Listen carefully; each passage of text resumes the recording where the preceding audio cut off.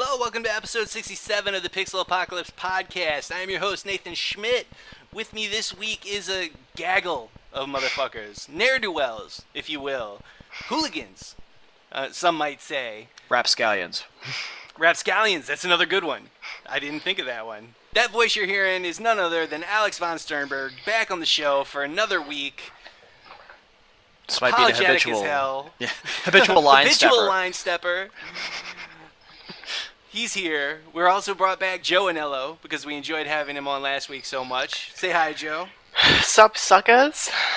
And back again. Finally, we've got it all worked out. Scotty D on the soundboard. Hit him. Hit him with something, Scotty. Unbelievable!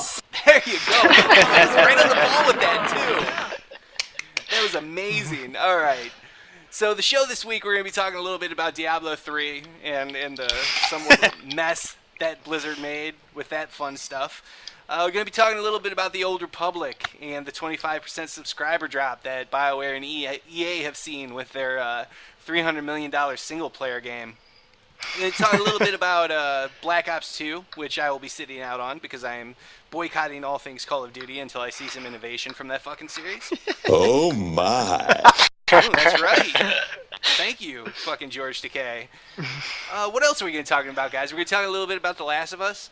Yeah, Sure. yeah, a little bit of Halo 4 multiplayer details and limited edition. I think we can bank on Joe Anello grabbing that one. We'll talk about it. Yeah. We should probably start off, though, with Nate dragging his balls across Kurt Schilling's chin.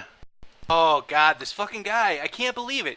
It's not even the fact that... All right, let's just recap the story real quick. Okay, so Yeah, we 38 should. Studios this week. For those who haven't been following 38 Studios or Kingdoms of Amalur or And why would you be? However, yeah, why would you be? Because the game is pretty balls, and I'm fairly sure that the MMO is going to be twice as balls. So Kurt Schilling, ex-big Major League Baseball pitcher, starts his own game company after retiring. You know, plans on putting out this big MMO. He's a huge WoW fan. Starts this company, 38 Studios. Things are going along nicely, whatever. We interviewed him at E3 in 2010. Seemed like a nice guy, you know, whatever. So anyways, he negotiates a deal with Rhode Island that they were going to take a $75 million loan to pick up sticks, move to the studio to Rhode Island, you know, and stimulate the economy there, bring in jobs and blah, blah, blah, blah, blah, all that good stuff, right? So they do that. Keep in mind this is $75 million of taxpayer money. Now, the first thing Kurt Schilling does is he takes the $4 million that he invested into 38 Studios and pays himself back out of the taxpayer money. Which when I You're so stupid! Thank you, Scotty D. That's the first thing that chafed my ass. Chafe everyone's ass. Yeah, apparently, if I was a resident of Rhode Island, I would be throwing stones at that building. But okay, so that's neither here nor there. Fine, he paid himself back, whatever. Kingdoms of Amalur comes out. Say what you will about we're gonna lock out single-player content so you can't buy used games, even though I called that this studio was going to be in trouble if they did that, whatever. So anyways, it sells like 400,000 copies. Not a great amount. Definitely not the money that they needed to finish an MMO. And word comes down last week that they had missed their payment to Rhode Island on the loan. They defaulted. They tried to pass a bad check for like 1.25 million or some ridiculous number to pay 1.125, yeah. 1.125, thank you. Yeah. To try to pay this loan. They then go on and let go all their contractors and freelancers, all their temps. They haven't paid payroll to their employees.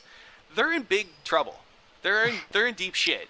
This studio's not going to be around much longer. And Kurt Schilling... You got knocked the fuck out! Yes, exactly. Kurt Schilling, a man renowned for being a mouthpiece for the Tea Party against big government, against government bailouts, openly criticized Obama for his bailout initiatives when the economy was taking a huge dive, is now going to Rhode Island and asking for a bailout. He wants more taxpayer money. That's what dude. he wants. I knew the story, but the way you set that up was absolutely fucking brilliant. You timed it very well. I think that might have been like the best thing I've ever heard you say on this podcast, how you delivered it. Well done. Is that a really high scale? Like what bar are we judging shit Right. by, dude? What bar are It's we like, have judging? you listened to this show? Good point. But I don't know, just the way you timed that, just it tickled my funny bone. Tickled my funny bone, and I loved it. Well, I appreciate that. Yes, that was But- awesome. Just the hypocrisy there is mind-boggling. I love that. I love it when that shit happens in politics. I just fucking love it. Yeah, You have a absolutely, massive right? erection. Oh, yes, I New at do. 11, I have an more erection for concerns tonight hypocrisy of about Tea Kurt Partiers. Schilling's Holy video shit. game company. We've learned state It's leaders pretty are worried ridiculous about that Kurt 38 Schilling, Studios' financial somebody situation. who's known This comes for just being months against after this the kind of release thing, of is the now company- like, please save my company. And I cannot fathom. They haven't set a release date. I think they actually, after this all went down, he released some assets and put a tentative release date on the Amalur MMO, which is fine. I mean, granted, it's all, hey, we've actually got something, we're working on it. It's okay to give us more money, but I can't. If I was the citizens of Rhode Island or state officials of Rhode Island, this studio is now a proven loser. They're costing Rhode Island more than they ever would bring in. They defaulted on their loan. If 38 Studios can't turn this around, they're going to end up costing the taxpayer something like $150 million. Jesus Christ. It's really You are ridiculous. a douchebag. Yes. Yeah, exactly. They need to seize this studio right now. Sell it, sell the IPs, clean out the offices, get whatever you can for it, get that money back to the taxpayer. Don't give Kurt Schilling any more money, because he's proven he doesn't know how to run a game studio. Well, and he's he ran it right into the ground. He's creating, quite possibly, and I could be corrected on this if this has happened before, this sounds like the first publicly funded video game ever made. That's the other thing. It's like, when did state government decide it wanted to get in the video game business? And if they did, why would they start in the MMO genre? A genre that is just a sea of a few successes, just awash amongst empty servers and failed MMOs and disgruntled communities. Yeah, this is setting a really weird precedent for government in video games that Let's hope not. I didn't think we needed. We already have enough people trying to butt into my video game industry Yes. from the government, so I'm really scared about what this could lead to. Oh, that is such a good point. I didn't even think about that, because every time we've seen any sort of push for game censorship, it always ends up being in government. At least it feels like it does. And if the government is investing in a game, they can dictate what's in the game and what's not in the game. Right, now And it wasn't like there was no violence or blood in Amalur. I mean, Yeah. that's another. I didn't even think of that. That's a great point. This Thank you, government, Joe. I mean, mainly the federal government, but I'm sure at the state level it's happened too. I know at the state level it's happened too. There's been state laws against video games and things of that nature. It is but it did get. We can't. Let's not be irrational here. They did pass that. Well, it was ruled by the Supreme Court that video games are protected under the First Amendment. So unless something challenges, but for 10 years before that, they were trying to get them banned. No, I'm just saying that there's a precedent could have been set, but I doubt it now that we have that thing. Well, sure, protected determined. under the First Amendment, but technically, that state of Rhode Island is shareholder in that game's company now. That's what they are. Absolutely.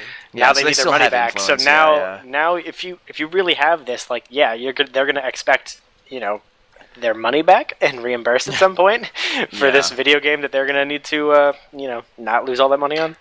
Dude, if I actually lived in Rhode Island, I would show up at 38 Studios and be like, with a shopping cart. And be like, Absolutely. look, I've calculated how much of my tax-paying money you've taken. I'm going to go ahead and take a couple of your workstations. I would take 3 copies of Kingdoms of Amalur to sell to my friends, but no one would buy it from me. So Would those be used copies? Because, you get locked out of shit. Then you'd be fucking over your friends, really. Right. Well, yeah, that I don't know. See, this story is kind of it's depressing because it is, taxpayer money being used, but it's also just kind of a funny story because the game was we were totally ragging on the game earlier this year, and I feel like we've kind of come full circle on this. Nate, you did say you did call this out as being the company, it was going to suffer for this this locking out of single player content, and maybe they didn't suffer directly because of that, but karmically they definitely seem to. Yeah, and you know what? Maybe if they wouldn't have done that, more people would have bought the game. Because I know I didn't buy the game on purely moral reasons. Yeah, but would you have bought it otherwise? I mean, the game. I don't know why No, people not were thinking. really. Yeah, see, I don't know why people were thinking that like as soon as I was learning about the game when it came out, and after I played the demo, I was just thinking there is nothing appealing about this game. It's not that it's a bad game. It's just there's nothing that sets it apart. Nothing that makes me forget Skyrim exists. See, it speaks to me because I'm like, anytime you can throw an elf with a bow or a sword and a dragon at me, I'm totally into it. I'm ready to go. It Okay. totally speaks to me. But I still didn't even buy this game. I got nowhere near this game. Yeah, I wanted well, nothing to do had with it. no, I mean, for such a talent pool around it, you have R.A. Salvatore writing the story. Oh yeah. You got Todd McFarlane. I mean, if you're a fan, great. I'm not particularly a Todd McFarlane fan, but whatever. You know, you had some talent behind this game. And I don't know, this is somewhere along the line, if you watch the dev diaries, like the people they had working on this game, I don't think there was an original idea in the entire studio. And if there was, I'm pretty sure it got just murdered by the complete and utter, let's just make a WoW clone idea Yeah, it was that was surrounding this. Let's get it as close to WoW as possible. This game. Everybody knows or you never Fable. go full retard. This game just screamed like pastiche, and that just like is not appealing, really. Yeah, there's nothing memorable about it whatsoever. Yeah, No. it's true. Should we move on though to the Max Payne 3 recap? Yeah, sure. Just I like mean- to say that Kurt Schilling should be kicked in the balls for every employee that got laid off. Seconded. From the taxpayer, he's Seconded. now screwed. And he should, if Rhode Island is going to bail them out, which they probably will. I mean, they're already invested. You Yeah. know, they've already put the money in. If 38 Studios goes under and doesn't actually turn a profit, not only are those politicians going to be voted right the fuck out of office, I mean, the taxpayers are going to get hurt more. So Yeah. at this point, they'll probably go ahead and bail out 38 Studios, but they should absolutely ask Kurt Schilling to resign. Absolutely. If it's not done, vote those people out of office because he is a fucking ball player. He was a great ball player. He is not a studio head. Period. That's it. Let's move on. That's a Max great way Payne to. 3.